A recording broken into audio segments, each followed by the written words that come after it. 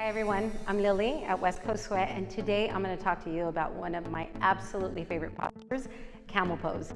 This posture is so amazing because you get this great backward bend that we need so much. We spend so much of our days forward bending, right? Behind the wheel of a car, behind our desk, or when you drop something. When was the last time you dropped something and you're reaching back to get it?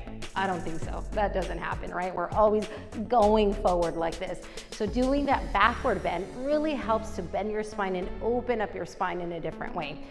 So let's get into it. Let's get into camel. Backward bending is scary sometimes, right? So it's so important that you breathe in this posture in order to allow your body to relax and really open up and be able to get into the posture and get all the amazing benefits of it. So when you start the posture, put your hands on your hips. Really important that you don't go up too high, hands about at your hip bones. You start by pushing your hips forward and dropping your head back. When you lean back going halfway and grabbing your heels. So important. When you're really tight in your back, hinging at the knees will allow you to reach the heels. So I'm gonna do that again. Hips forward, take a breath, drop my head back. I'm gonna reach back, hinge at my knees. Now that I have my heels, I'm gonna get a good grip on my heels, not just the fingertips, but nice solid grip.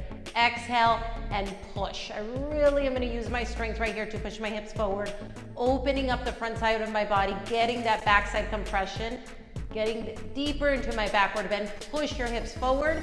Continue pushing as you come up. Bring your hands on your hips. Keep pushing. Come up.